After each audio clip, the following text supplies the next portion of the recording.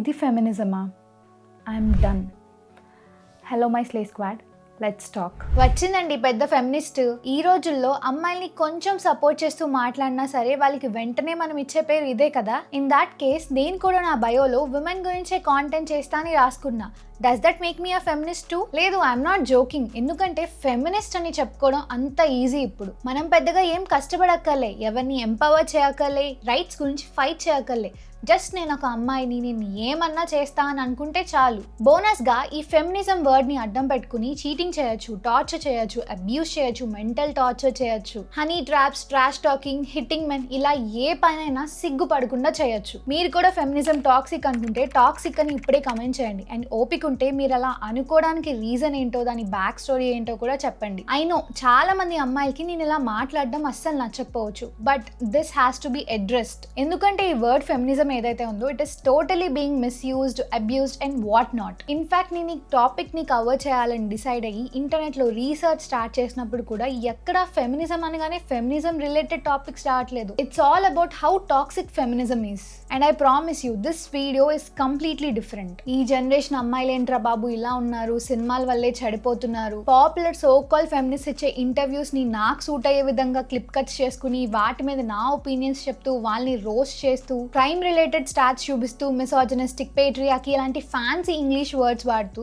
మగువా బీజిఎం వేసి true feminism ఏంటో చెప్పే కాంటెంట్ కాదు ఇది. ఇదొక ఫ్రెష్ పర్స్పెక్టివ్ అనుకోండి. అసలు మనకి ఫెమినిజం ఎంతవరకు అవసరం, ఫేక్ ఫెమినిస్ట్ ని ఎలా ఐడెంటిఫై చేయాలి, వాళ్ళ నుంచి దూరంగా ఉంటూ నెక్స్ట్ జనరేషన్ కి మనం ఏం ప్రొవైడ్ చేయాలి, ఇలాంటి థింగ్స్ ఈ వీడియోలో డిస్కస్ చేయబోతున్నాం. అందుకే వీడియోని స్కిప్ చేయకుండా చివరి వరకు చూడండి. And if you are new here, I'm Sreeja and this is not your regular self help channel. ఇక్కడ నేను మన మైండ్ సెట్ కి, గ్రోత్ కి హెల్ప్ అయ్యే చాలా విషయాల గురించి రా అండ్ రియల్ గా మాట్లాడతాను. సో కాంటెంట్ నచ్చితే like, share, subscribe and join the slay squad. చాలా మంది వీడియోని చూస్తున్నారు కానీ సబ్స్క్రైబ్ చేసుకోవట్లేదు. So please do subscribe. Do we really need feminist? ఇది డిస్కస్ చేసుకునే ముందు let me share an incident with you. ఒక ఊళ్ళో ఒక హ్యాపీ ఫ్యామిలీ ఉన్నారు.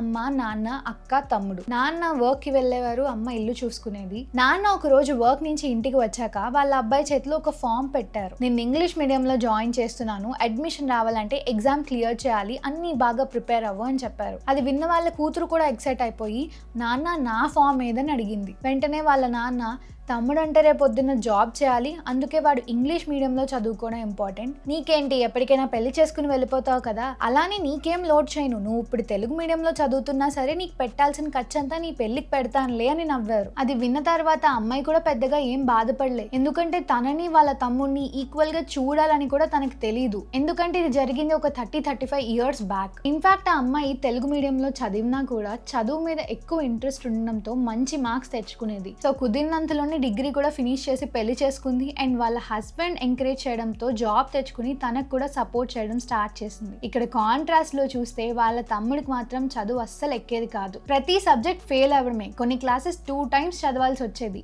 ఇంకా ఇంటర్మీడియట్ కి వచ్చేసరికి చదువు మీద పూర్తిగా చిరాకు ఎక్కువైపోయి ఇంకా కాలేజ్కి వెళ్ళనని చెప్పి మొత్తంగా మానేసి ఇంట్లో కూర్చున్నాడు. ఫాలోయింగ్ ఇయర్స్ లో కూడా వాళ్ళ నాన్న మీదే పూర్తిగా డిపెండ్ అయిపోయాడు. ఇదేం నేను కల్పించి చెప్తున్న స్టోరీ కాదు, మన చుట్టూ జరిగిందే. But now the scenario is different. పూర్తిగా మారిపోయిందని చెప్పను కానీ బెటర్ అయితే అయింది. అమ్మాయిలంటే పెళ్లికి మాత్రమే పరిమితం అన్నట్టు కాకుండా గర్ల్ చైల్డ్ అయినా, బాయ్ చైల్డ్ అయినా ఈక్వల్ గా ఎడ్యుకేషన్ ఇస్తున్నారు. గర్ల్స్ స్కూల్స్ అండ్ కాలేజెస్ కి వెళ్తున్నారు. హైయర్ ఎడ్యుకేషన్స్ కోసం దేశాలు దాటి మరీ వెళ్ళి కష్టపడుతున్నారు. మంచి జాబ్స్ తెచ్చుకుంటున్నారు, బిజినెసెస్ ఎస్టాబ్లిష్ చేస్తున్నారు. ఫ్రీడమ్, పవర్, మనీ, రెస్పెక్ట్ అన్నిటినీ ఎర్న్ చేస్తున్నారు. మరి ఫెమినిస్ట్ కి ఇంకేం కావాలి? ఊరికే గర్ల్ పవర్ అని ఎందుకు గోల్ చేస్తున్నారు? Before we judge, have a look at this.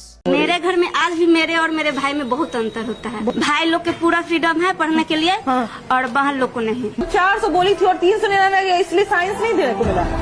अरे बाप. ఈ అమ్మాయి వాళ్ళ ఇంట్లోనే తనని, వాళ్ళ అన్నయ్యని ఎంత డిఫరెంట్ గా ట్రీట్ చేస్తారో చెప్తూనే తనకి నచ్చిన కోర్స్ చదువుకోలేకపోతున్నా అని మీడియా ముందు బాధపడింది. ఈ వీడియో వైరల్ అవడంతో గవర్నమెంటే తనకు కావాల్సిన కోర్స్ లో చదువుకోవడానికి అయితే ఫెసిలిటేట్ చేసింది. బట్ జస్ట్ థింక్, ఏదో ఆ అమ్మాయి టైం బాగుండి ఆ వీడియో వైరల్ అయ్యి గవర్నమెంట్ అయితే సపోర్ట్ చేస్తుంది, కానీ ఇంకా ఇలాంటి ఎంతమంది అమ్మాయిలు వాళ్ళకి నచ్చింది చేయలేక బాధపడుతున్నారు. ఇన్ఫాక్ట్ ఇక్కడ చదువుకోనివ్వకపోవడం ఒక్కటే ప్రాబ్లం కాదు, చాలా ఫేసెస్ లో ఇలాంటి సిచ్యువేషన్స్ ని ఉమెన్ ఫేస్ చేయాల్సి వస్తుంది. కొన్నిసార్లు సొంత ఇంట్లోనే వాళ్ళకి వాల్యూ ఉండదు. ఆఫీస్లో చాలా సార్లు కొలీగ్స్ సీరియస్ గా తీసుకోరు, జోక్స్ చేస్తారు. హస్బెండే అందరి ముందు తనని తక్కువగా చేసి మాట్లాడడం, అది చూసిన కిడ్స్ వాళ్ళు కూడా తనతో అలానే బిహేవ్ చేస్తారు. Domination, disrespect, mental torture, physical abuse ఇలా చాలా ఫేస్ చేయాల్సి వస్తుంది. కొన్నిసార్లు ఈ సిచ్యువేషన్స్ పెద్దవి అవ్వచ్చు లేదా చిన్నవిగా అవ్వచ్చు, కానీ ఇటువంటి సిచ్యువేషన్స్ పూర్తిగా అయితే మాయమైపోలేదు. సో ఇటువంటి సినారియోస్ నుంచి గర్ల్స్ ని కానీ విమెన్ ని కానీ ప్రొటెక్ట్ చేయాలన్నా, ఈ విధానాలు మార్చాలన్నా ఖచ్చితంగా feminists are important. But what are are so called feminist doing?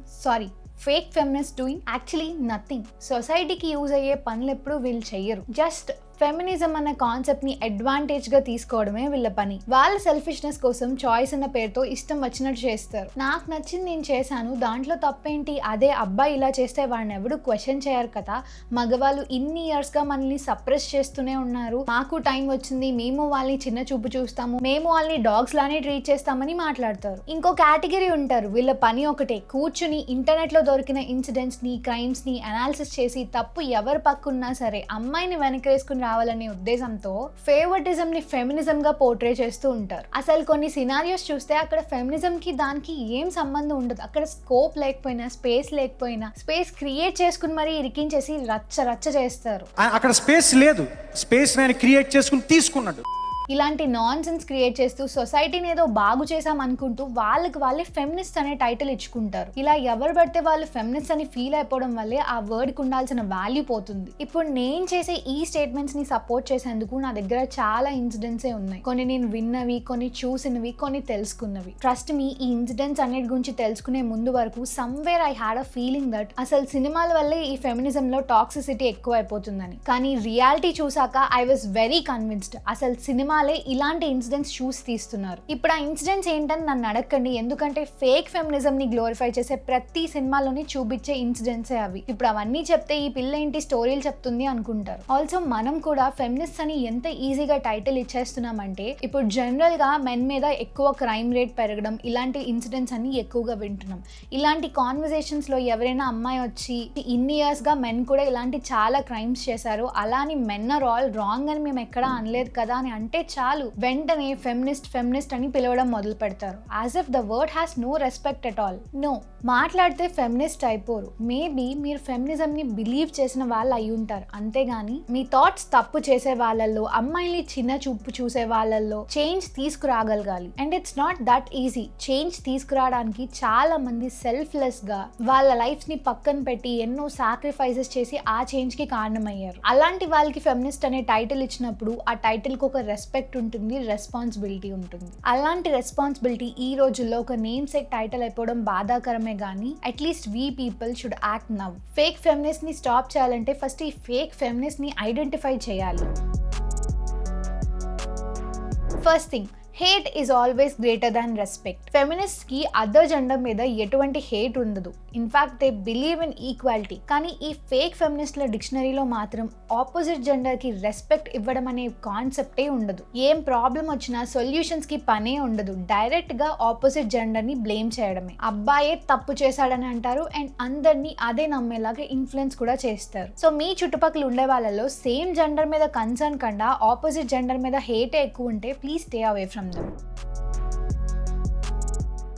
Second, selfish. Fake ఫెమినిస్ట్లు ఎప్పుడు వాళ్ళ సెల్ఫిష్నెస్ కోసం ఈ ఫెమినిజం అనే కాన్సెప్ట్ ని అడ్డం పెట్టుకుని వాళ్ళ తప్పులన్నీ ధైర్యంగా చేస్తారు. అంటే ఇప్పుడు ఫెమినిస్ట్ అంటే ఖచ్చితంగా అందరి గురించి పోరాడాలా, మనకు మనమే స్టాండ్ తీసుకుంటే సరిపోదా అంటే సరిపోతుంది. But that should not harm or hurt others in a toxic way.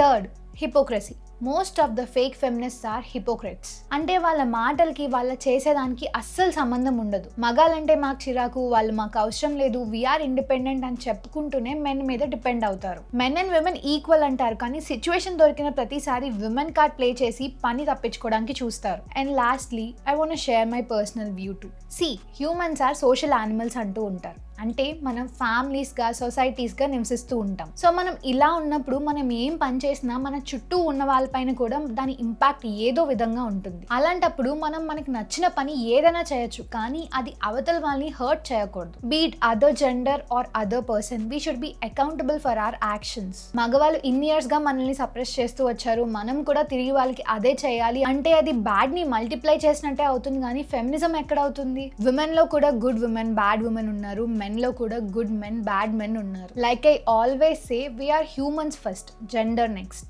So my slay squad, ఈ జెండర్ బేస్డ్ హేట్ ని పక్కన పెట్టి అకౌంటబిలిటీతో యాక్ట్ చేద్దాం. సో దట్ ఫ్యూచర్ జనరేషన్స్ లో అయినా ఫేక్ ఫెమినిజం ని, టాక్సిక్ మాస్కులినిటీని ఫైట్ చేయాల్సిన అవసరం పడదు. Hope you like the content and తప్పకుండా వీడియో నచ్చితే లైక్ చేసి share this to your female friends, colleagues, girl friend, wife, daughter and your mother. Subscribe చేసుకోవడం మర్చిపోవద్దు. బెల్ ఐకాన్ క్లిక్ చేసి ఆల్ నోటిఫికేషన్స్ ఆన్ చేసుకుంటే ఎవ్రీ సండే వీడియో వచ్చినప్పుడు మీకు notification వస్తుంది.